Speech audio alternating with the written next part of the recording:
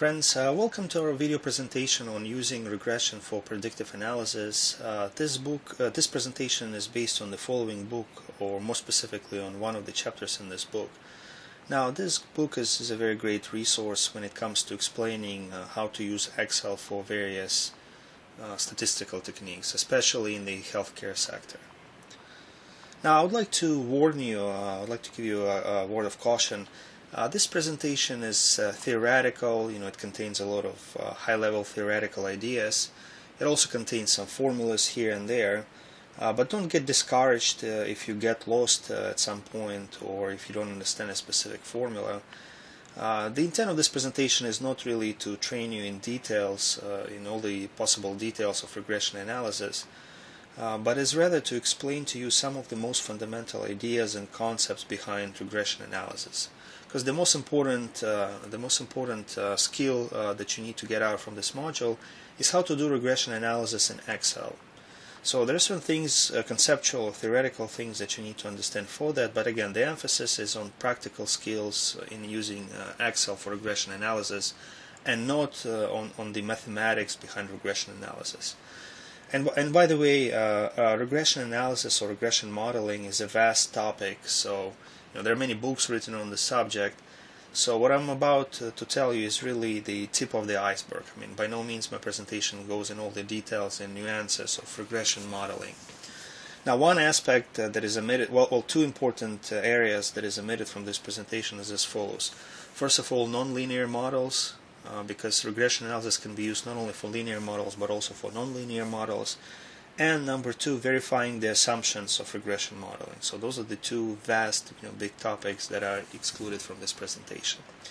But once again, what I would like to emphasize is that you shouldn't feel discouraged if you feel a bit lost or if you don't understand a particular idea or concept, because that's not the intent. Once again, the intent is to make sure that you have like a very high-level understanding of some of the basic ideas of regression modeling.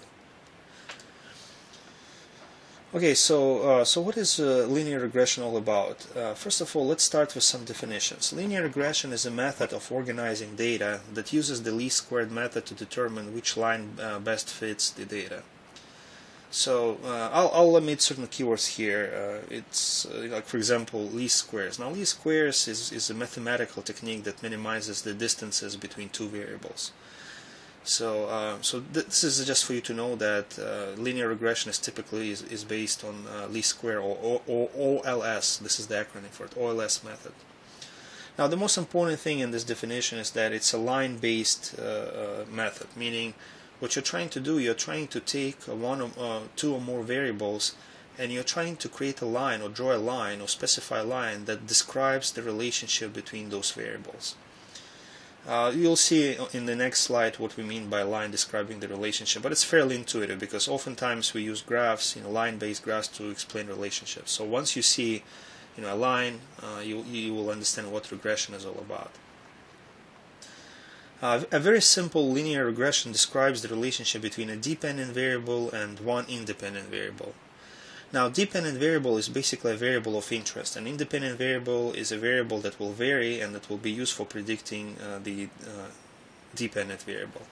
So to give you an example, our dependent variable can be, let's say, weight, and our independent variable can be height. So what we're interested in predicting dependent variable, which is weight, based on the independent variable, which is height.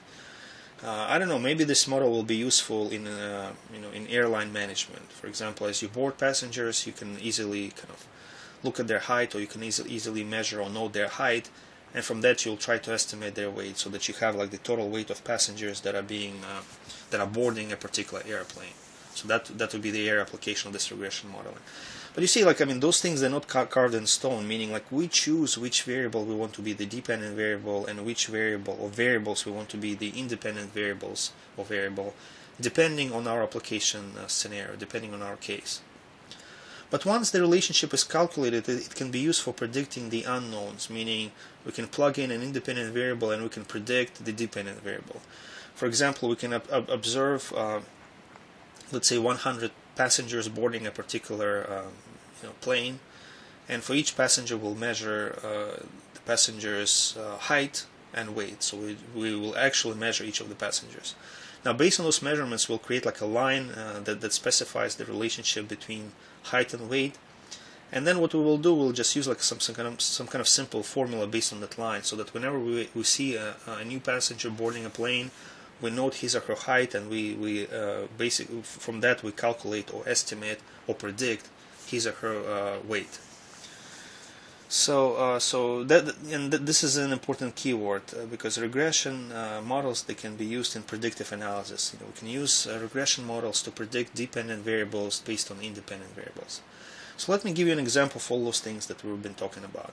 So let's imagine we had 20 hospital admissions. In other words, we have data about 20 patients that were admitted to a particular hospital and stayed in that hospital because they were treated for a particular sickness. So the question becomes, can we predict charges based on the length of stay? So in our case, charges is the dependent variable, and dependent variable is typically denoted as y. So it's interesting predicting charges based on the length of stay. And length of stay is x, our independent variable. And once again, independent variable is typically denoted as x. So basically, we'll say, if somebody asks us, well, how much will it cost for me to stay in the hospital for 5 days? You can use this model to predict charges. Now, this prediction will not be perfect because, of course, you can stay for 5 days and you can get like a lot of treatments. If you have a serious case, God forbid, or you can stay in 5 days for 5 days, and let's say you don't get as much attention from the hospital, as much service, so the charges will be less. But so that's why we're saying it's like approximate prediction of charges based on x, or length of stay. So once again, to sum up, we're interested in predicting charges, which is our dependent variable y, based on the length of stay in days at the hospital, which is our independent variable x. So as the length of stay increases, the charges will increase as well. It kind of makes sense, right? And in fact, some hospitals, they quote the price, the charges based on like price per day. So they will say, well, the price of staying in the hospital is like X, or $1,000 per day. So in our case, remember I told you, I'll explain to you what we mean by line estimate. So here we have this so-called scatter plot between length of stay in days and charges in dollars. So basically, we have 20 patients, so we have 20 dots being plotted on this x and y plane. So this is y, our charges, or dependent variable, and this is length of stay, which is x, our independent variable. So for example, one patient, he stayed for 2 days, and the charges were almost $2,000. So we plot this dot here. Then this particular patient, he stayed or she stayed for 6 days, and the charges were $5,500 US. So immediately from this, you can kind of get a sense. Well, this patient stayed for 2 days, the charge is roughly $2,000. This patient stayed for 6 days, the charge is roughly $5,500 or $6,000. So roughly speaking, we can see from this graph that approximately $1,000 per day is the price. But what we are trying to do using the least squares method, we are trying to fit a line or draw a line that approximates the relationship between length of stay and charges. Now, in a way, you can think of it as some kind of typical charge based on a particular length of stay. So you see, like for example, here we have length of stay of 2 days, but the charges are different. Here we have less than 2,000, here we have more than 2,000, and here we have more than 4,000, or 4,000 exactly, right? So basically, we want to find some kind of middle ground, some kind of typical value or typical relationship between length of stay and charges. And again, we're using least squares method for it. Now, least squares method, basically, to kind of explain it visually, we're trying to draw a line in a way where those deviations are minimized for all axes, right? Because this is not the only way we can draw a line. For example, we can draw a line like this, right? But in that case, the deviations will be the sum of deviations, or the sum of all squared deviations will be very high. So in this case, you see like this deviation, like of this value and this value from the line, is very minimal. So once again, the essence of linear regression modeling is that we're trying to find a line that will minimize the distances, the square distances between the line and other observations. So that's the essence of regression analysis. Now, if you remember like algebra or geometry, you will probably remember that a line like that can be explained by the following equation: y, which is our dependent variable or charges, equals ax plus b. Now a is the coefficient in front of x, and b is the so-called intercept, and we'll talk more about it. So here you found the values of those parameters, meaning of a coefficient in front of x, and x is length of stay, so we have LOS. And you also found the intercept value. Now intercept value means where the line intercepts y-axis.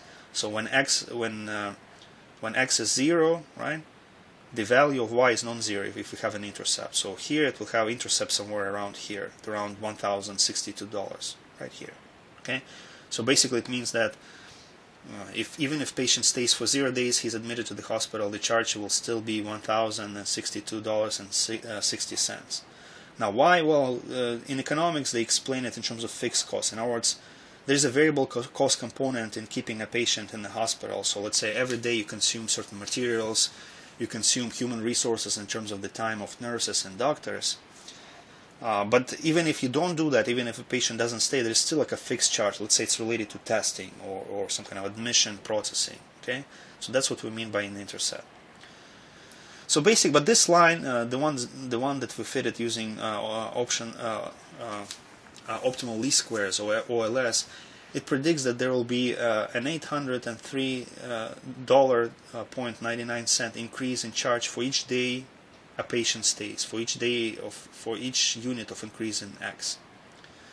And I explained to you what y-intercept means already. It basically means fixed charges. So basically your model says this, your line says this. When your patient get admitted, there will be like a fixed charge or intercept of $1,062.60. And then for every day that this patient stays, there will be an additional charge of $803.99. So this is our kind of line estimate OLS estimate of the relationship between length of stay in days and total charges for a hospital. So that's what we're trying to do when we're trying to build to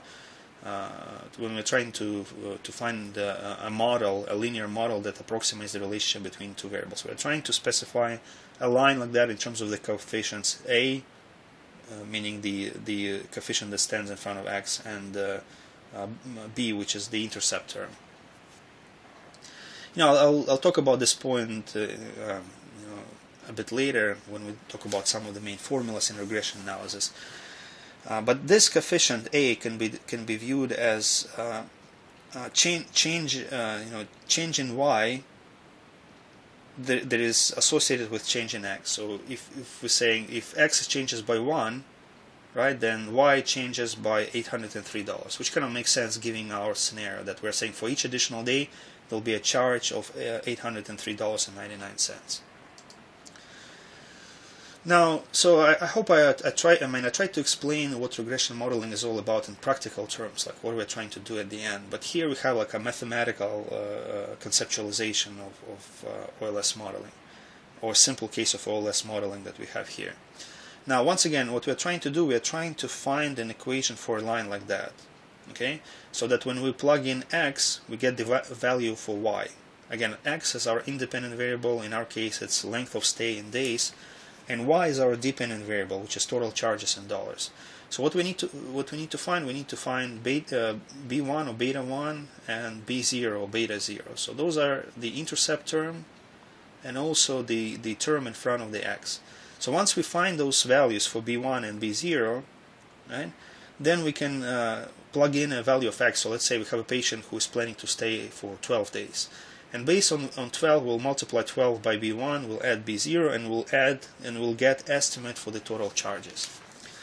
Now, under OLS method or optimal least squares method b1 is calculated as this. So here we have x bars and y bar. Now those are averages, right, or mean. Okay. So basically this formula is kind of based on the variations of x and y. And then we have the following formula for B0, for the intercept under the OLS method. Again, in a way, you don't have to worry about those formulas because all those things are automatically calculated for you in Excel. But this is just like to show you that there are some formulas behind those estimates.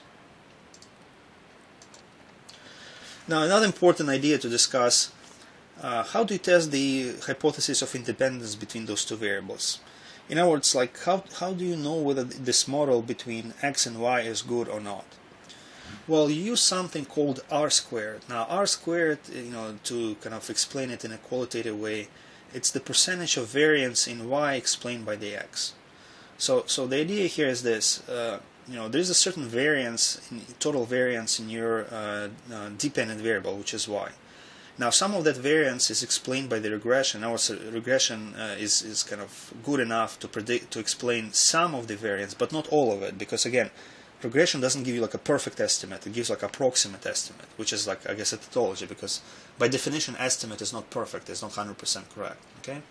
So what this formula tells you is that some of the variance in y, which is your dependent variable, will be explained by regression, but some will not. And we'll treat it as error, right? So basically error, we were wrong in our estimates. We are wrong in our estimates sometimes. So r squared is calculated by dividing percentage of variance explained by the regression model by the total of variance, okay? Now, if you have a lot of error, then r squared will go down, because the proportion of variance explained by the regression will decrease, okay?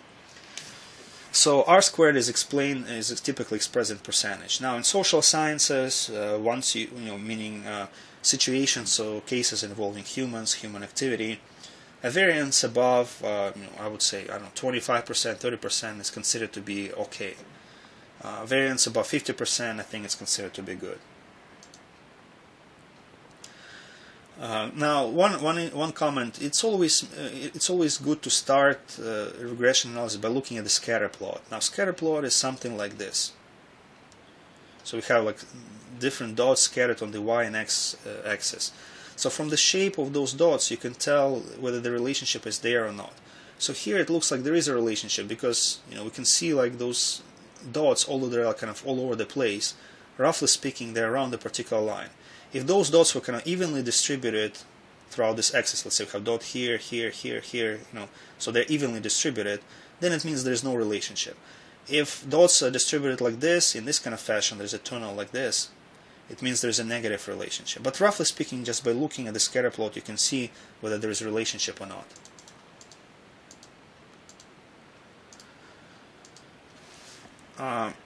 However, like this point is about examining the scatter plot to see whether whether assumptions of the regression is violated. Now, just to keep it simple, I would like to say that there are a number of assumptions that the regression approach to modeling makes. But to make it simple, if your scatter plot looks something like this, meaning those dots are kind of evenly distributed, left and right to the line, it means that it's a good model. But if there is some kind of bias, meaning most of the dots are here, right? It means maybe it's not a good model. In fact, it looks like a nonlinear model. It would be like this, some kind of exponent-like line. But in any case, you always need to start your regression analysis with a scatter plot. And again, to extend on that, a linear relationship is not the only relationship that you can observe in your data. There is log linear, there is exponential, there is quadratic, and there's curvilinear. But we will not cover those subjects. We will talk about linear regression only, estimating the relationship between lines. Now, we will also talk about multiple regression. Now, multiple regression, it means we have like a slightly more sophisticated relationship. Instead of using one variable, one independent variable x, to predict dependent variable y, we're using several independent variables, let's say x1, x2, x3, and x4 to predict y. So that's the difference between simple linear regression and multiple regression. So in our case, we're trying once again to predict y, which is total cost, based on two variables. First of all, length of stay in days, which is our x1, and then another variable, we call it sex or gender. Now, this variable is coded as follows. You have, let's say,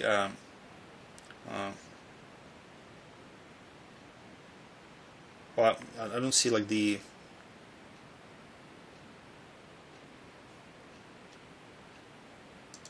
well, I don't. Okay, that is okay. So 1 is female, and 0 if the patient is male. So yeah, that's the decoding. So basically, this is male. This is male, this is female. So we have two variables, two independent variables to predict the dependent variable y. And that's why it's called multiple regression, because we have multiple variables predicting y. Now, there's one particularity. The variable x2 is the so-called dummy variable. Dummy variable means like an artificial variable, and what happens is that this kind of binary dummy variable, it represents a shift in the line. So here we have a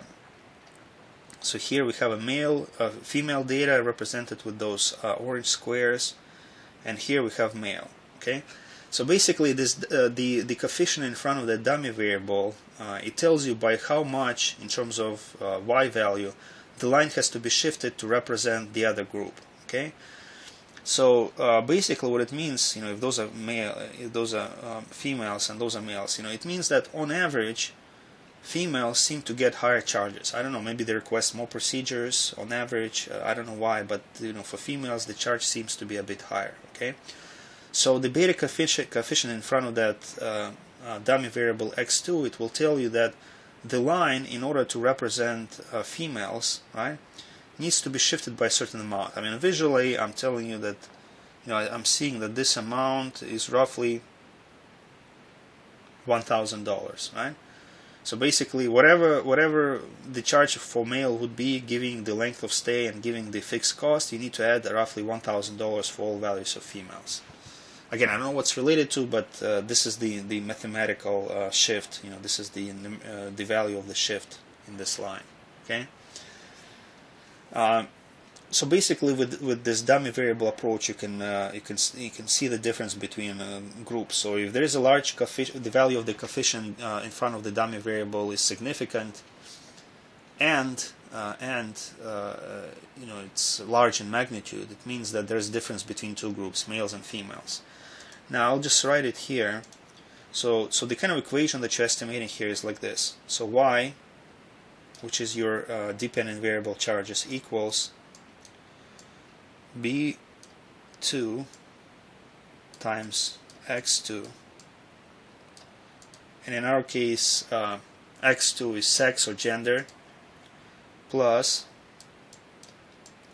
b1 times x1, and in our case x1 is length of stay, plus b0, which is our intercept term. So this is the model that you're estimating, and by running this regression you're finding values of b2, meaning by how much the line needs to be shifted to represent different groups, to represent females in our case. Then you have b1, which is the relationship between length of stay and the total charges, and then you have b0, which is intercept, meaning the fixed cost of stay in the hospital. Now, the best regression model, some ideas to think about when you're trying to construct your model. The first thing I would like to say is that having a lot of terms, having a lot of access, having a lot of independent variables in your model is not necessarily a good thing. Because when you add too many independent variables, you're overcomplicating your model. You're making it more complicated. This model becomes more complicated to use. So don't try to not try to have the minimal the minimum number of independent variables possible. But at the same time, collectively, those independent variables, they need to do a good job when it comes to explaining the overall variance in y in the dependent variable. But don't include too many independent variables, too many terms. More specifically, please make sure you exclude those variables, those predictor variables, those independent variables access, for which the beta coefficient is not significant. It needs to be eliminated because they don't, there's not enough confidence to believe that those variables really explain your dependent variable y. However, even if beta or coefficient in front of a particular x or independent variable is not significant, you may still argue that it needs to be kept, because you can say that, well, given the theory, given your understanding of the world, like in theory, this particular independent variable actually explains y. Okay, just like two approaches or mechanics when it comes to estimating regression modeling. There's one approach called stepwise regression, and there's a backward stepwise regression and forward stepwise estimation. So backward stepwise elimination means like include all independent variables that you can possibly include. Of course, you cannot include independent variables that don't make sense. So everything that you think can in theory explain y is included in your model. Okay. And then once you run this big model, you will see that some coefficients will not be significant, so you kick out those insignificant coefficients and you run your model again.